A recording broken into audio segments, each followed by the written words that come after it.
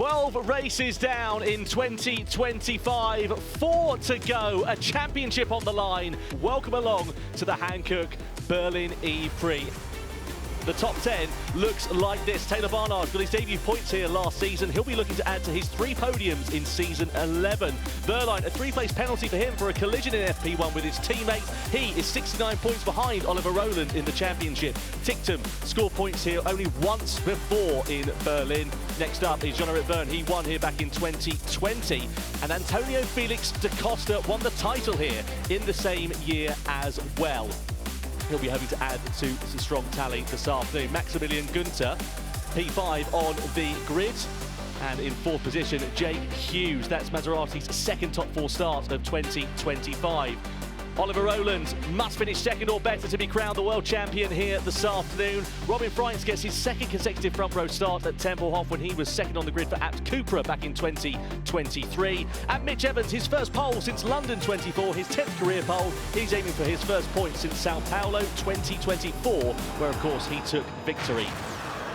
The lights go out and we go racing, away we go, and a good start from Robin Freins off the start of the front row of the grid. Mitch Evans though gets the advantage down towards turn 1. Look at the DS Penske of Maximilian Günther on the outside, Rowland there in the middle, 3 abreast in the mid-pack down into the first corner, where Evans gets the whole shot, gets the advantage, but Jake Dennis is stranded on the grid, so that's a disaster there for Jake Dennis. And now we've got Antonio Felix da Costa in front of Oliver Rowland through turn 3 and 4. Rowland loses a couple of places from where he started.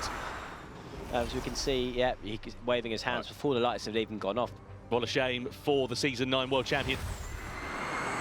So 3 drivers in attack mode, 4 minutes for these drivers. First of all, they've got 8 minutes in total of their deployment. And look at Mitch Evans already right on the back of Robin Freins in the next couple of corners. Freins is deep into turn 7. That allows the door to be open for Evans, and he walks straight through it up into the lead of the race for Mitch Evans. Now he's got a clear track in front of him, doesn't have to worry about that spray, and is he going to now try and create a gap over the rest of the field?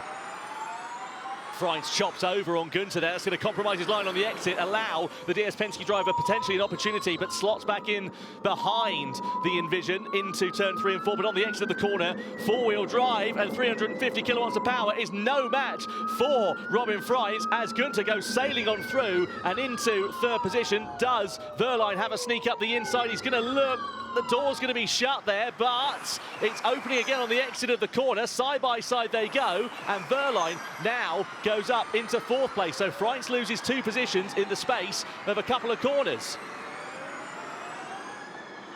You can see the 2 Tag Heuer Porsches, not much love lost between those 2 this weekend, I think it's fair to say. And I was going to ask if they were working together, but I can guarantee that's probably not on the cards. Verline attacks his teammate da Costa down into turn 6. Da Costa, does he put up a fight? Does he try and retain that place? Not quite. And is that going to open the door maybe here for Freins, who's still got 10 seconds of attack mode left? It does. So Freins through on da Costa and possibly through on Verline as well. Into the next hairpin. He's on the outside. 4 seconds of attack mode remaining. The timer counts down, and I think Verline's just about going to be able to hold on to it. 4-wheel drive to 2-wheel drive, and da Costa now back through on Freins as well.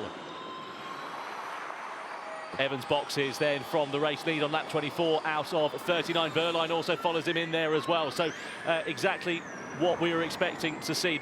I think we've got to remember 2 things about Verline. One, yes, he wants to win this race to maximise his points, 25 points for a win, but it's 18 for second. But his championship fight is not against Evans, it's against Oliver Rowland. Attention everyone, this is car slow.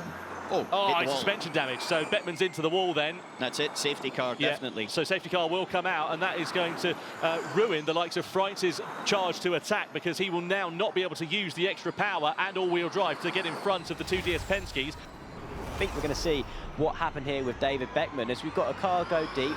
David Beckman here coming into 3 and 4. Oh, his contact with Sete Kamara. Yeah, Sete Kamara up the inside, and the gap was always going to disappear into there. Whoa! Spinner at the back.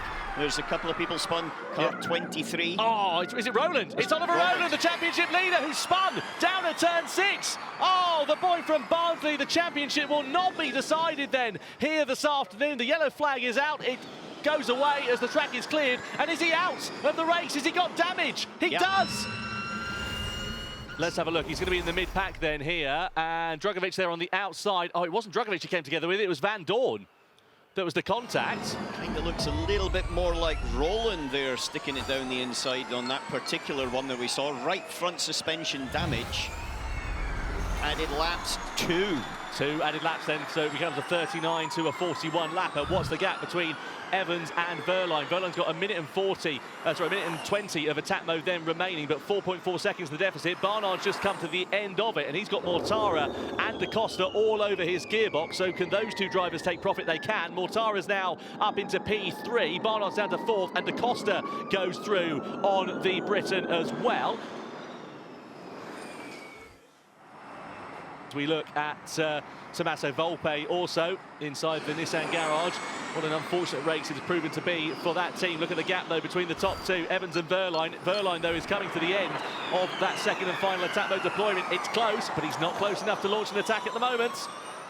Down in towards turns 6 and 7. Let's have a look at the point standings just to remind you. If the checkered flag fell now, 172 for Roland, 122 for Pascal Verline. Keeps him in the championship fight another day. Yeah, 50 points that'll be the gap, and he needs to finish this weekend with a 58-point margin to be champion. We've got a moment for Verline there. Yeah, he's deep into turns 9 and 10, and that's the opportunity gone then for Pascal Verline. Unless Evans makes an error now, you would imagine that Evans has got this one sewn up.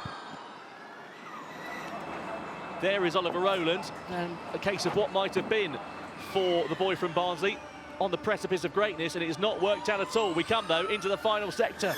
Rowland is out of this race. Evans is fighting, though, for the victory, and Verline is throwing the kitchen sink at this one, but we're coming through into the final sector of the race. Evans versus Verline, Jaguar versus Tag Heuer Porsche. Points on offer for both drivers, and you know that Verline wants to get as many as he can to keep his championship hopes very much alive. Through to the final 2-3 corners we go, and Evans has driven this one absolutely perfectly. He comes out the final corner, and he will take the checkered flag in commanding style. Mitch Evans wins for the first time since Sao Paulo 2024, ahead of Pascal Verline. Second position for him.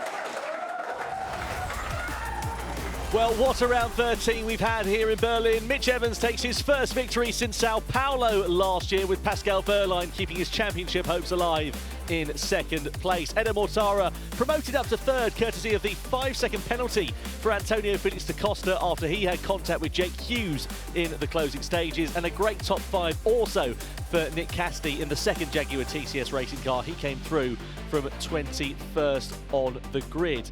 I wasn't expecting that today. Tricky conditions, lot to manage in the race. Was managing some stuff towards the end of the race with the brakes, which wasn't easy. Wasn't overly welcome. I was quite happy with a bit of a gap, but nonetheless, the car seemed pretty competitive all throughout the race, and good strategy calls from the team. Yeah, my guys really needed this, so yeah, this is for them.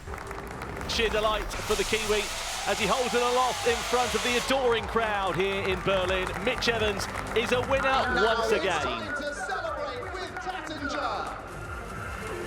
And now time to run and take cover, because it's the champagne shower for round 13 here in Germany.